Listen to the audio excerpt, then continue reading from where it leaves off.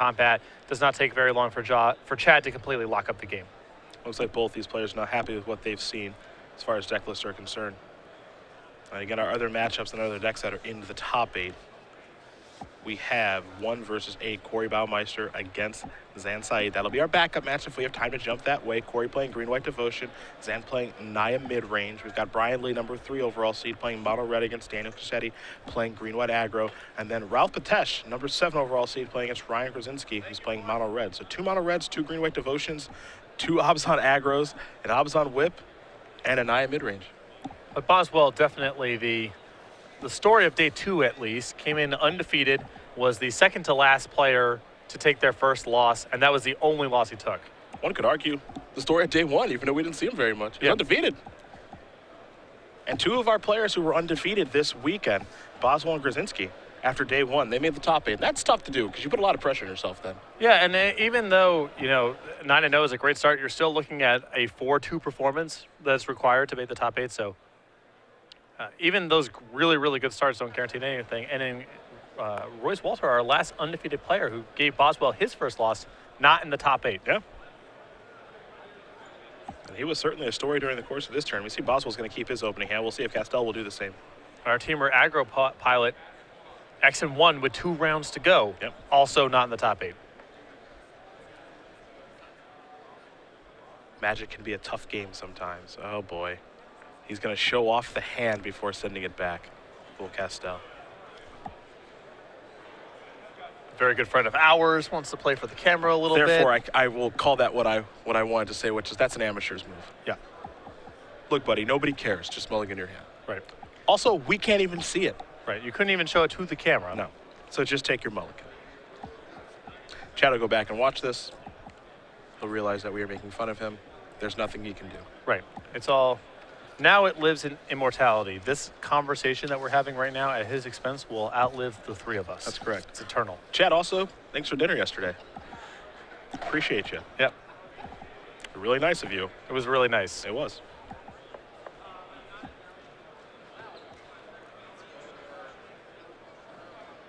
But mulliganing in this matchup, not really the end of the world for Chad, because he's trying to essentially trump what Andrew's up to.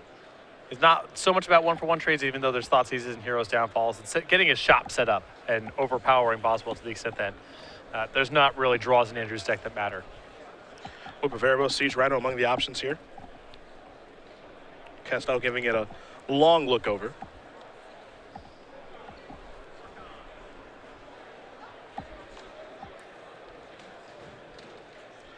There's at least 1 land there in Sandstorm Citadel. Looks like he has a Courser perhaps too. Of Erebos. It looks like a bit of a clunker, and I believe there is only 1 land in that hand.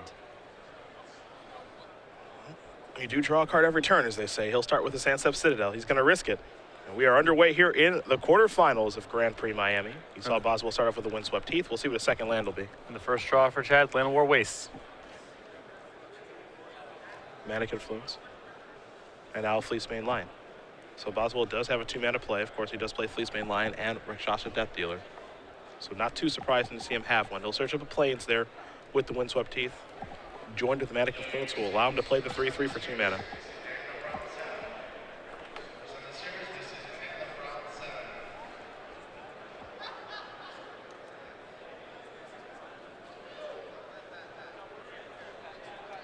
Chad, when not battling in Magic tournaments, is a day trader and tennis instructor, and Andrew Boswell, as we all know, is a potter.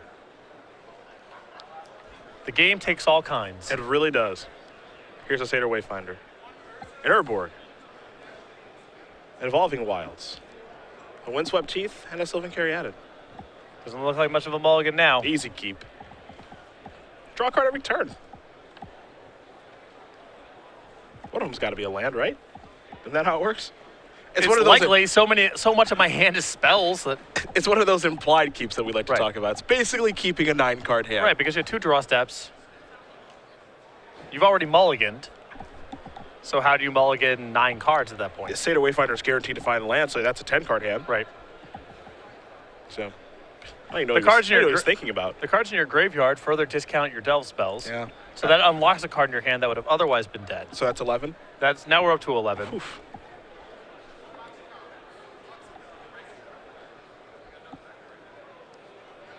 Chad, this a long thought on which land to take. Windswept Heath is a card that he can take and then sacrifice into another card in his graveyard for Delve spells, or he can go with an Urborg and really fix his black mana completely. And it looks like he selected the Urborg. Evolving Wilds was never in the question. There's also just an issue of, total points of damage too. 1 damage is not a huge deal, probably doesn't influence Chad's decision very much, but the more that he can preserve his life total, the better. So all other things being equal, the Urborg, a slightly more attractive card. This main line going to come across. And Boswell going to play Aber Maz. King of Rescos has to take 1 to do so. Now Kastel immediately under the gun. But as we know, he kept a hand stocked with spells, and Vermaz is a bit on the slow side. Hero's Downfall will take care of Vermaz. Satyr Wayfinder going to come to the red zone. Means it has no interest in blocking, and we will go back Boswell's way. Boswell will untap those 4 permanents, and he'll take a draw step. And even though Chad's the control deck in this matchup, don't discount these points of damage. Boswell deals a lot of damage to himself, and Chad has Siege Rhino, which triggers, and he has Whip of Erebos, which brings things back with haste. So little points of damage here and there can add up. Fleece main line going to come in, cast that down to 14.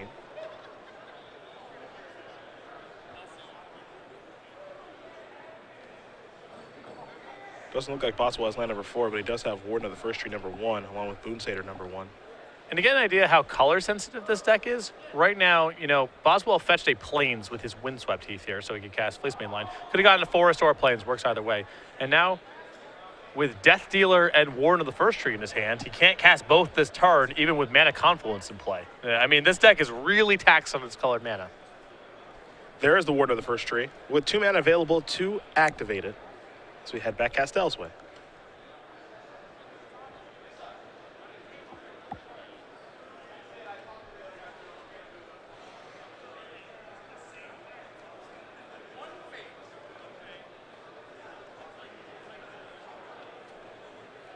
Three mana.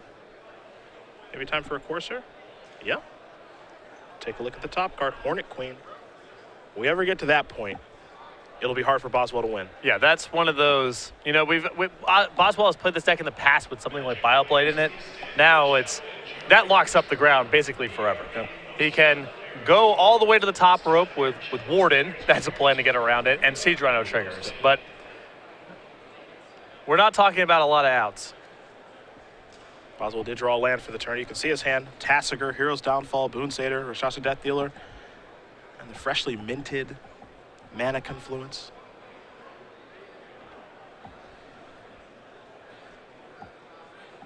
Chad just trying to slow things down, keep his life total high. You saw a land come into play, trigger the Courser, Hornet Queen on top of the deck. That's where he's trying to get to. That 7 mana threat, if he can get there, life is great. But he's got to get there. And Boswell's goal is to never let him do that. Here are the attacks.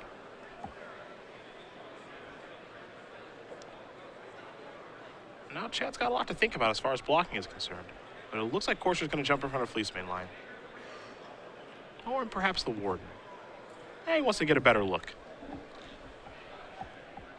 Probably hasn't played against this one too much today.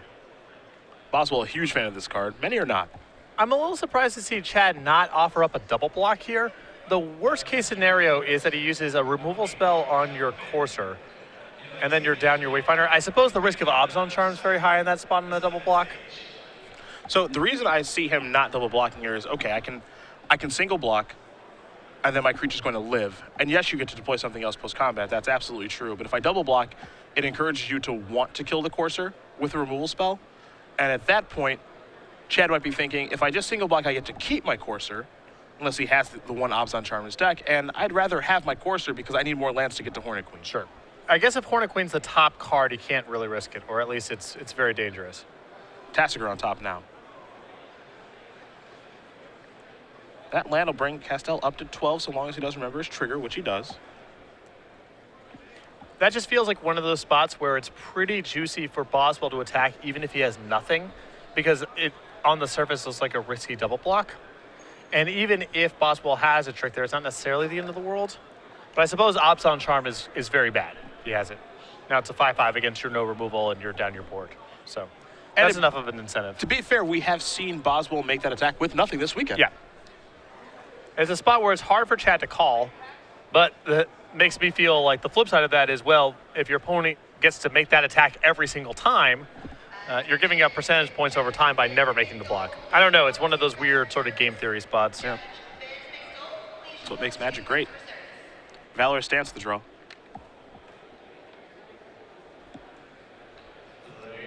So Boswell's got a lot to consider now. Siege Rhino came down for Kastel. He's up to 15. Boswell's down to 12. We talked about how Boswell deals himself a lot of points of damage. 2 mana confluence. Well, that'll certainly add up.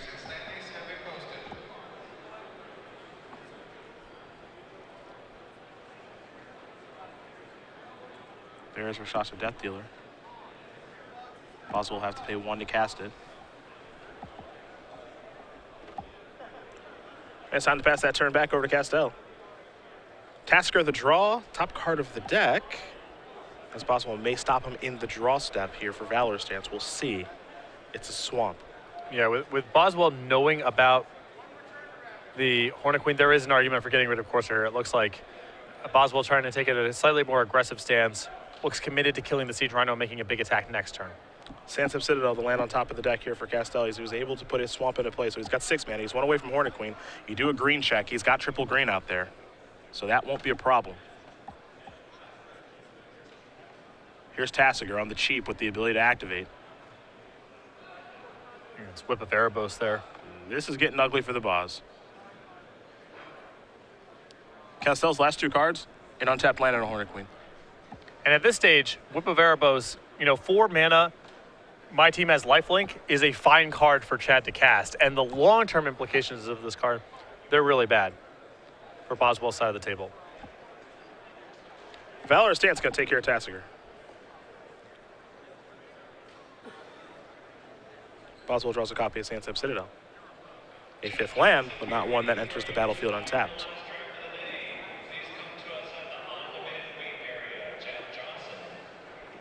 Boswell considering playing the land. Going to slow up a little bit, but he's also given away that he has one now. Yep.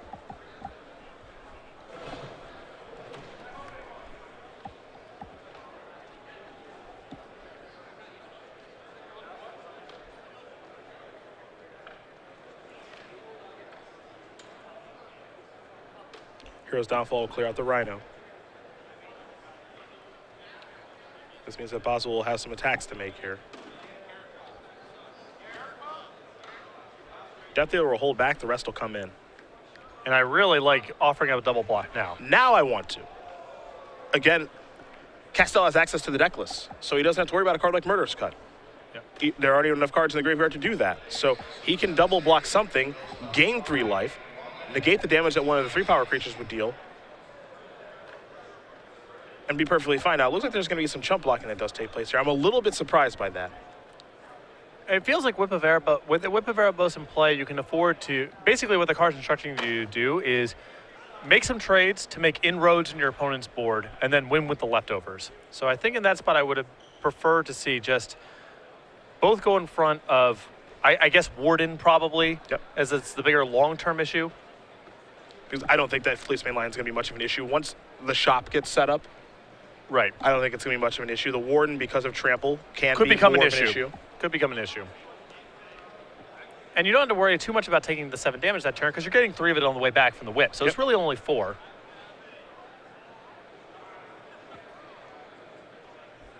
It's Hornet Queen time. And that means there will be some tokens joining it.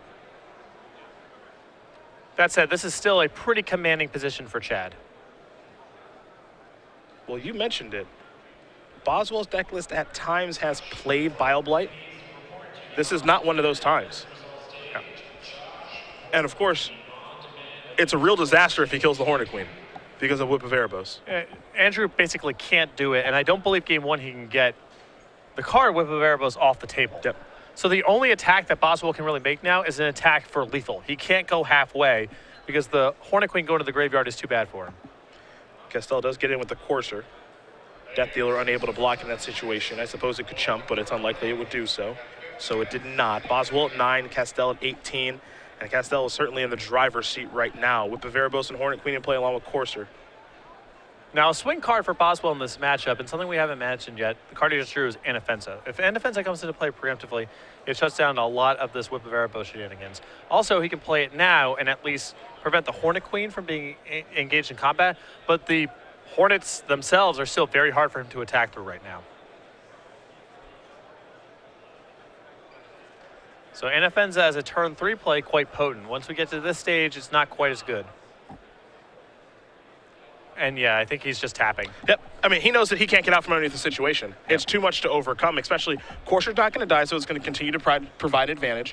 Anafenza's late to the party, and he can't get by Hornet Queen. And it's something coming into this tournament that most people, you know, the metagame has obviously gone through shifts. We have seen this sort of strategy work before, but it's been away for a little while. Kastel has it again this weekend, and it's very potent in this matchup. We saw this deck kind of come up as a response to Abzan midrange right after Pro Tour Konzatark here, because there was a time where Hornet Queen was just, pardon my pun, the bee's knees in the Abzan mirror match. Best thing going on, not an easy card to answer. Eventually the metagame cycled, and Hornet Queen was not as good as it once was. But in these kind of matches where there's no Bioblight and people are just trying to attack on the ground, it's still awesome. And as a result, Chad, even though he had some stumbles, takes game 1. Well, it's time to take a look at the sideboards here. So we will see exactly what Boswell and Kastel do have. And we will start with Boswell as he's on the plate. We've got 4 Thoughtseize, 3 Nissas, 3 Drowning Sorrows, 2 Glare of Heresies, 2 Back Nature, and a single Murderous Cut. So we've seen Boswell bring in the Thoughtseizes and Nissas pretty consistently whenever he's been in some sort of control matchup. I expect that to happen here as well. I think the one Murderous Cut is fine. It's just an initial answer to Sea Trinos, and I think he needs to bring in something to answer Whip of Erebos. Back to Nature is a little bit on the narrow side. He may want it here. It also answers Corsair Crewfix. The flip side is he can just try to bank on being aggressive with an aggressive curve with Anafenza and ending the game before Whip of Erebos comes online, or making it too slow for Chad to activate, but it's possibly wants some answer there. Other side of things, 3 Master of the Unseen, 1 Thoughtseize, 1 Reclamation Sage, 3 Read the Bones, 3 Drowning Sorrow, 2 Glare of Heresy, and I think a big one here, 2 copies of Crux of Fate. Crux of Fate and Glare of Heresy are going to be excellent for Chad in this matchup, and it helps him, you know, kind of just hunker down, play the card advantage and card quality game, which he's very well suited to play. I think you could see Read the Bones coming as well if he thinks that Andrew is also slowing down his deck and trying to convert into more of a mid-range strategy. Read the Bones seems a little risky. It is. If Boswell is focused on curving out, it's not very good. But if he's slowing his deck down to try to go into these Thoughtseizes and Nissas, it becomes a lot more attractive. I can certainly see that. You know, if you predict that your opponent is going to slow down, then you can slow down with them and Read the Bones and get that advantage. But if you think he's going to speed up, or maybe try to go the same speed as he was, especially when he's on the play for game number 2, doesn't really want to try to play a longer game because he can't overcome a card like Hornet Queen, perhaps Read the Bones stay home. Exactly. It's one of those things where if Boswell presented his same 60 and you knew that, I would not go near Read the Bones. I don't think it's that kind of matchup. But when you're playing against the sideboarded plan that Boswell has here, I think they become a little bit more attractive. And, you know, truthfully, I would be interested in Read the Bones if I'm Chad, maybe if I'm on the play. Yeah, that could be a swing card from player draw also. Like I said, I don't know what I would personally do even in the seat. I don't know what Chad's going to do. It's a card where if it came in, I would not be surprised, and if it's in the sideboard, I would also not be surprised. The Glare of Heresies and the Crux of Fates, though, those are going to be great here, and those are definitely coming in. This match will resume here once these players have figured out exactly how they do on a sideboard, as they're taking a look at each other's deck list so they can be as informed as possible. Again, Corey Baumeister, number 1 overall seed, Brad Nelson's brother, with green-white devotion, is playing against Zan Saeed, playing Naya mid-range. That's our 1 versus 8. That's also our backup match, so if we have time to jump that way, we certainly will. What a story for Corey. Yeah, incredible. Being convinced to come out here by his brother, Brad, struggling in the trials a little bit, playing with no buys, went largely undefeated through the tournament, just took draws because that green/white devotion deck can be very, very slow. But now in the top 8, qualified for the Pro Tour, will be playing with his brother. Then we have Brian Lee, number 3 overall seed, playing mono red against Daniel Cachetti, who is playing green-white devotion. Interesting matchup there. Lee being number 3 overall seed, having the play there. It's got to be pretty nice. Yes, I think that's a big deal in that matchup. Nice story for Daniel, too, a friend of mine who I didn't even know was making a deep run this tournament. We had so many people to cover that some people kind of fell by the wayside. But he's someone who's worked some shows back when I was over at Stoneblade Entertainment. He worked, you know, PAX East and Gen Con on behalf of the company. Cool dude, one of the Madison players. Looks like he's basically got Sam's list. So no surprise there. And then last but certainly not least, Ryan Grodzinski, a player who was 9-0 coming in to day number 2. One of our 4 undefeateds with mono red. He had to win his last match to make it into the top 8. He did. He beat Teamer Aggro. He's number 2 overall seed. Now playing against Raul Patesh, who is playing Abzan Aggro as well. Patesh and Boswell are 2 Abzan Aggro players. Different lists, same idea. Mono red matchup seems tougher, actually, both of them. I would want to be on the mono red side of the matchup. I don't think it's unwinnable for the Obs on aggro side by any stretch, but I think the lands are just too much. I think if both decks had access to unlimited pain-free Cydia Brasses, the Obs on aggro deck would just be much better. Pound for pound, it's a better deck. But the lands that comes into play, tap lands, all the mana confluences, it plays right into mono red's hands. It does hurt. 2 mono red decks making the top 8 here this weekend. 2 Obs on aggro decks, 2 green white devotion. A Naya mid-range and an Obzon whip deck here from Chad Kastel as he does win game number 1 against Andrew Boswell. See both players deep in the tank on the sideboarding here. Siege Rhino decks very prevalent here on day number 2 of competition, and we've got 3 of them into the top 8. And a cursory glance of social media would suggest that there's nothing that galvanizes the player base, both for and against, as extremely as player playing mono red aggro with mismatched basic lands. That's just going to get, some people are going to be in that guy's corner, and some people are really going to be rooting for that guy to lose. That's how that one goes. Where would you say you stand? All right, so Chad just flashed the sideboard for us. Oh, It looks here we like he's go. leaving Read the Bones in the board. Okay, fair enough. Where do we stand on these basics with mono red? There is a point where it's so bad it's good. It comes full circle. Okay. Mismatched basics are actually, they're kind of endearing in a way. Now, of course, I know that you do have the beautiful mountains that you play with. Yeah. Arabian Nights, I believe. Yeah. Okay. You own like 20 of those? More. Do I you, don't know exactly. do you need count. more than 20? Or is it I just kind of played- a labor of love? I played in the PTQ once during Lorwyn block where my deck had 24, and that was the number that I decided That's that I a needed. lot of those. Yeah, the deck was really bad. Okay. Any 24 mountain deck doesn't sound very good. No, it's not good. It was Figure of Destiny and then just a whole heap of crappy cards. well, and a you bunch had, of mountains. You had one good card, Well, there's one good card. so that's nice. At least you had one good play. I believe it was targeted by Nameless Inversion, and then every other spell I had played for the rest of the game was countered or immediately killed. That's what I recall. So a fairies matchup, probably. Or 5-color or some other, the Tree Folk deck. I don't know. It's all the same thing. All my stuff died. Doran, you probably couldn't beat that card. That's probably pretty big. Difficult to beat for a red strategy. It's pretty tough, yeah. It's very important for me that my lands match. Yeah, I'm one of those people that are very compulsive about it because I'm worried, my opponent thought seizes me and then I draw a land the next turn. I can't remember which land they saw, and then they get this piece of information, and now all of a sudden I lose this game as a result of it. Well, Unless I'm on full-blown tilt and then I just don't care. It's one or the other. Either it's, when I'm playing a structured tournament, it's very important that they all match, or I'm playing like a booster draft in a tournament, who even cares? Sure. And my deck sucks. My lands are going to be mismatched. I don't even care anymore. There's some times where I've done it just to be liberating, just to remind myself that this doesn't really matter. As you mentioned, people on social media, they are very particular about this. Brian Kibler, I think of In terms of what? mismatched lands. Yeah. It's a very He has important thing to him. He's got some stylistic choices. He does. Ralph Patesh, Ryan Grodzinski. That's Obs on aggro against Mono Red aggro. They're going to game number 3 right now. That's our 2-7 matchup. Boswell going to take a look at his hand. He's going to send it back very quickly. Did not like what he saw. Yeah, it was a no-lander by the appearance. That's another one of those implied keeps. If you have no lands in your hand, Hands all gas. you're probably going to just draw all lands. Right. Right? The most likely draw step is a land, and your hand's loaded with action. Using this logic, you will never mulligan a hand for the rest of your life. That's correct. And if you don't like mulliganing, all you need to do is buy into this way of thinking. Imply 10-card hands. Top card has to be a land. Opponent's playing with Thoughtseize, can't mulligan then. That's true. They trade 1 for 1, that's Yeah. really bad. We got all our bases covered. Yeah. If you want to keep a bad hand, just keep listening to what we say. Right. Daniel Cachetti does win game number 1 of his match against Brian Lee, stabilizing at 1 life. So he is currently up a game. Boswell taking a look at his 6. That's a 1-lander. I think this is another stinker. It's one of those, no, not even an implied hand there. Only land is basic plains. Hand contains Nissa, so already kind of a mulligan, and then a bunch of 3-color spells.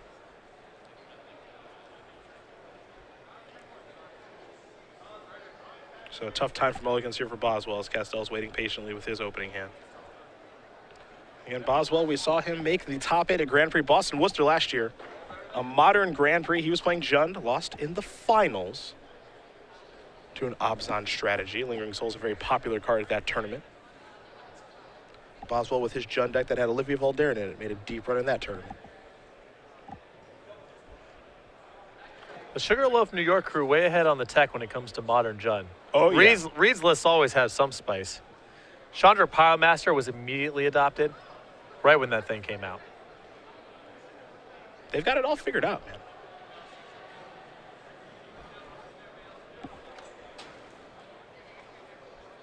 Time to look at 5.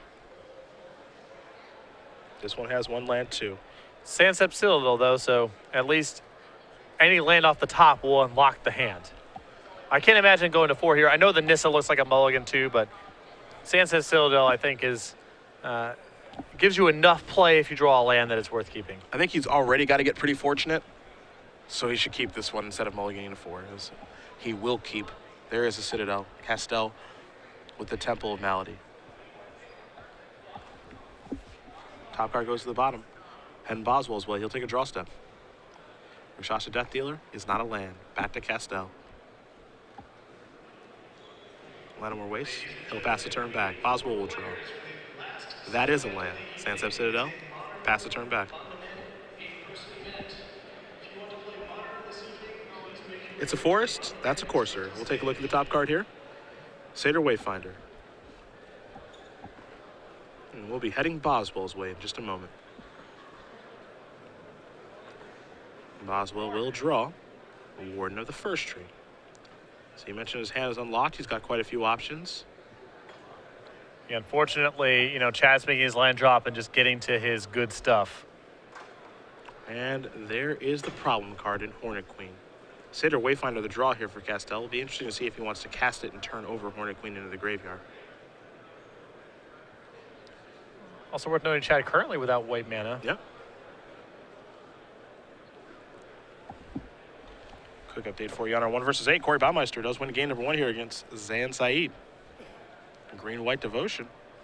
Up a game over Naya midrange.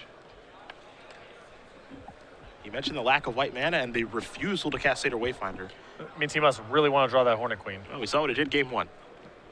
And it's not like Boswell gets that much better against a post board unless he brought in something like Drown in Sorrow, which is a long ball. And there's a land there for Boswell. There's a Warden. This is a Fleecemane Lion. Pass the turn back. Kastel will draw the Hornet Queen. We'll see the next card's a copy of Tassiger. Maybe more willing to mill that one with Satyr Wayfinder.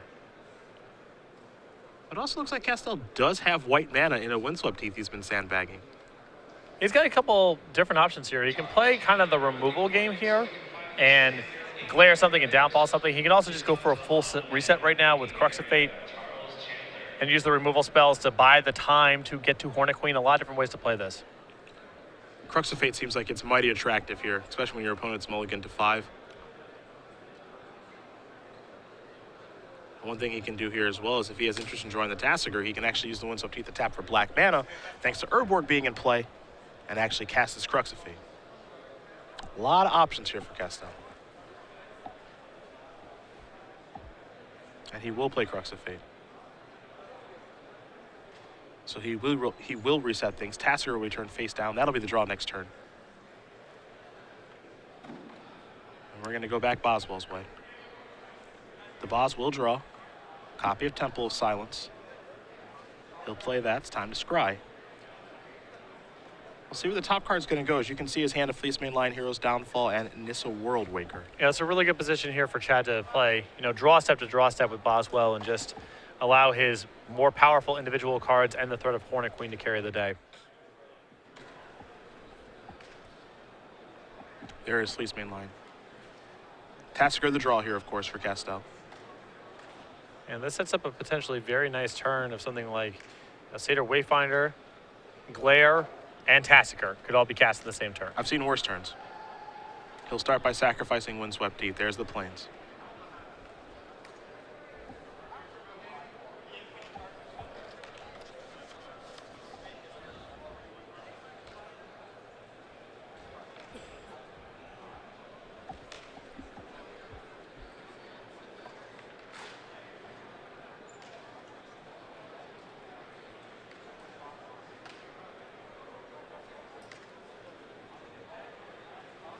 Looks like I may see the glare here. Sequencing pretty important here, so we can do everything in one turn.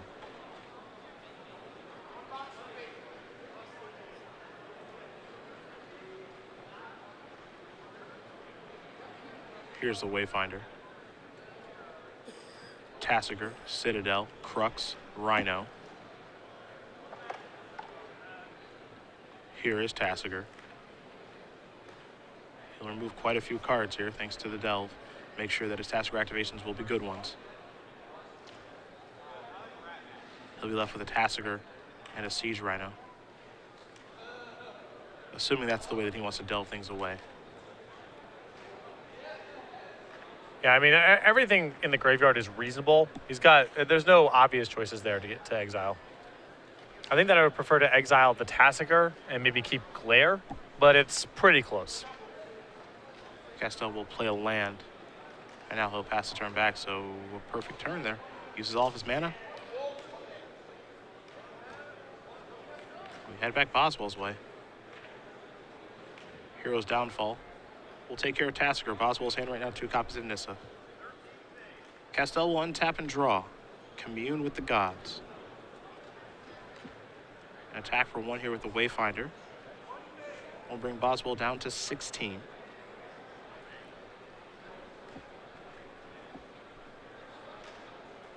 Now here is a Commune. So take a look at the top couple of cards. A Swamp, a Llanowar Waste, a Hero's Downfall, a Sylvan Caryatid, and a Commune. Caryatid will go to the grip, the rest will go to the bin. Now it's time for a Rhino. Trigger here will bring Kastel up to 22. Boswell will go down to 13. And you can just see how the games are playing out. Of course, Boswell did bully in the 5 here, but you can see how tough it is. Yeah, it's just Crux of Fate especially now, that the post-board. I think Andrew's best game plan involves just flooding the table as fast as he can and hoping to overpower Chad before he gets his shop set up, and Crux just makes that so hard to execute. Another Hornet Queen is the draw. Sure, why not? Here comes the Siege Rhino. The one thing Kastel doesn't have right now is a 7th mana source. We did get a Caryatid last turn, so if he wants to, he can kill the Fleecemane Lion and cast Caryatid, which is not a shabby turn. And he's happy with just leaving that Fleecemane Lion in play. Doesn't fear it too much as Boswell will take a draw step. It's a copy of Hero's Downfall.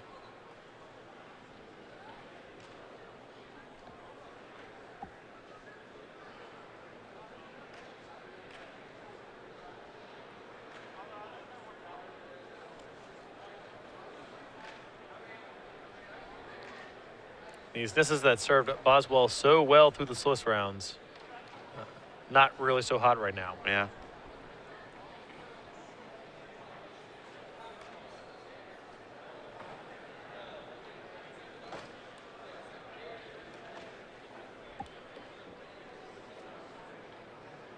Hero's Downfall took care of the Rhino. Fleecemane was able to get in. But much like game number 1, a Hornet Queen has shown up, and I think it's going to do Boswell in. And I believe Chad's draw this turn was also Whip of Erebos. So yeah, well, there you go.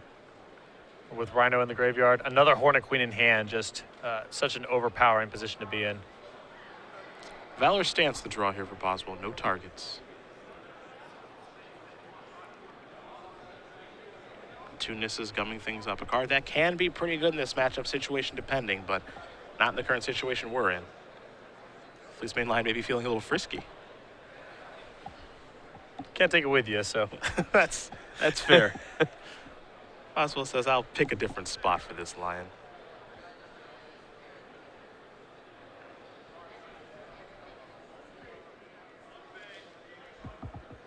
There's a copy of Llanowar Waste. Here is a Whip of Erebos. It'll be a whip activation to get back the Rhino. The trigger here will bring Boswell down to 5. Everyone will come into the red zone, and Boswell will extend the hand. Chad Kastel is going to win this match here over Andrew Boswell, 2-0. Abazan Whip will take care of Abazan aggro in rather dominant fashion.